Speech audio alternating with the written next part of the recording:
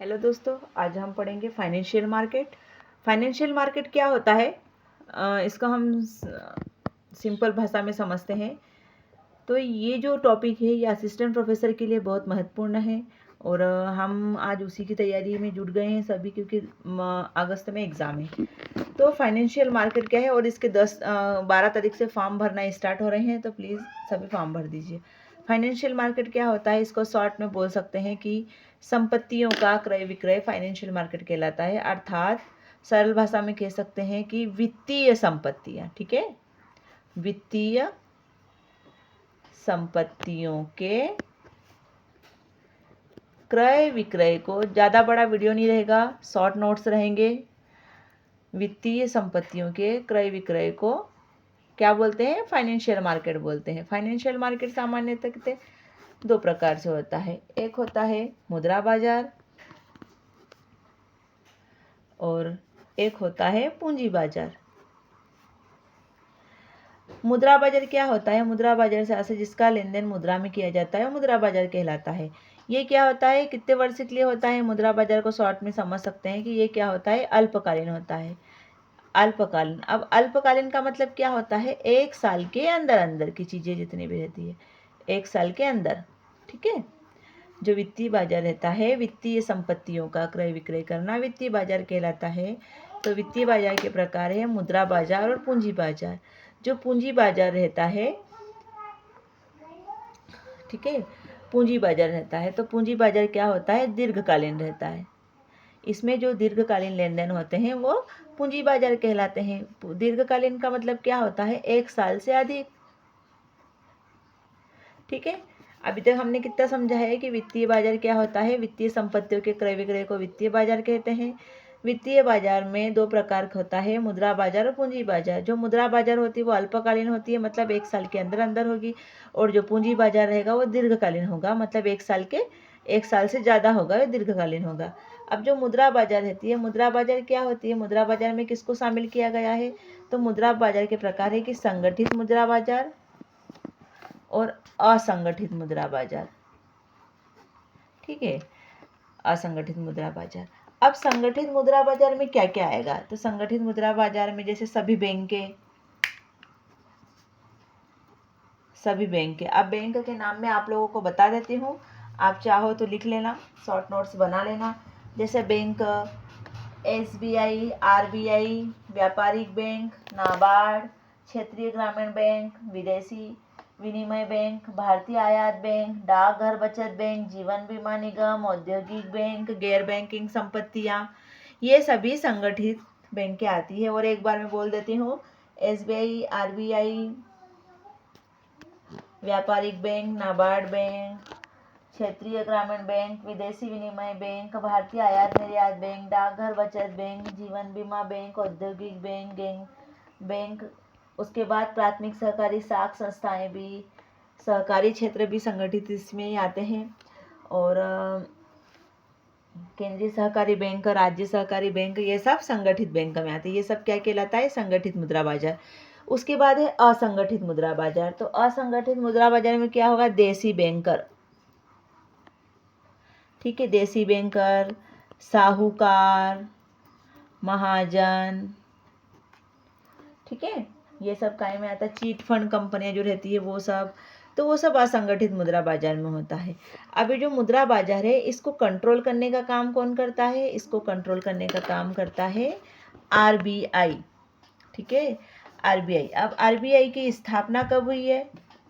RBI की स्थापना हुई है 1 अप्रैल 1935। अब इसका जो एक्ट है, ये एक्ट कब है? 1934, ओके। RBI है रिजर्व बैंक ऑफ इंडिया, इसकी स्थापना हुई है 1 अप्रैल 1935 को। इसका जो एक्ट है 1934 को। ये शॉर्ट नोट्स है, केवल इस पेपर को देख के भी बहुत सारी चीज़ें हम कर सकते हैं। एक्ट 1934। अब इसके जो गवर्नर है RBI के, अब RBI के गवर्नर कौन है? संजय मल्होत्रा। अभी गवर्नर कौन है? संजय मल्होत्रा है वर्तमान में। अब इसके फर्स्ट गवर्नर कौन थे? ये क्वेश्चन भी आता है कि RBI के फर्स्ट गवर्नर कौन थे? तो RBI के फर्स्ट गवर्नर है,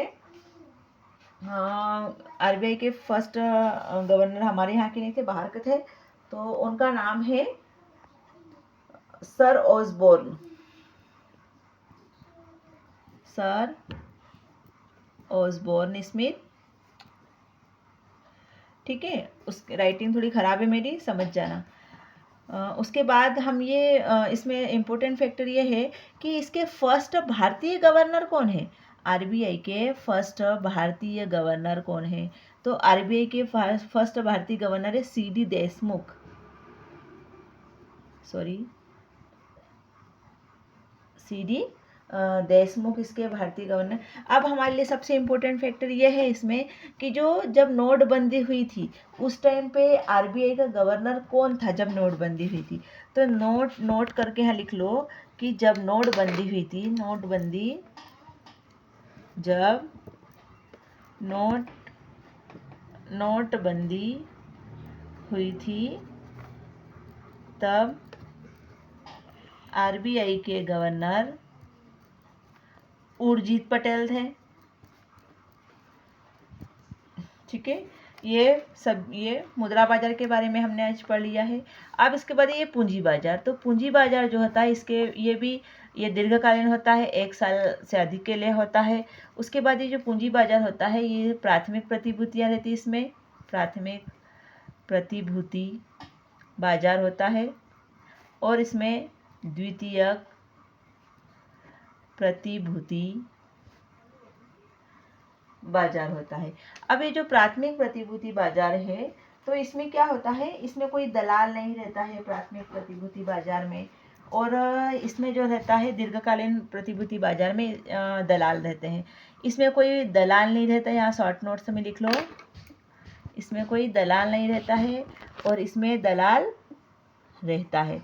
ये इसका है स्टॉक एक्सचेंज, जैसे national stock exchange, Bombay stock exchange, ये सब द्वितीयक प्रतिभूति बाजार में होता है। और प्राथमिक प्रतिभूति जो बाजार होता है उसमें कंपनी के अंश पूंजी, ऋण पत्र, ये सब आते हैं। जो प्राथमिक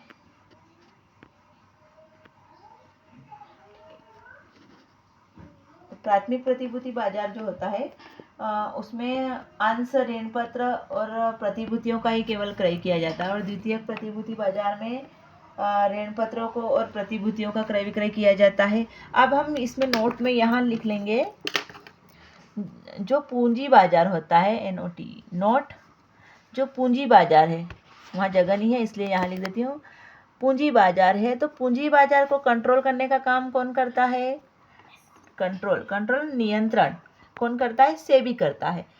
सेबी की स्थापना कब की गई है, ये भी इम्पोर्टेंट है, सेबी की स्थापना ही पूछ लेते हैं, 4 अप्रैल 1988। इसमें कौन सा एक्ट लागू किया गया है, 1992, ठीक है। अब ये सेबी है तो सेबी के चेयरमैन का नाम क्या है,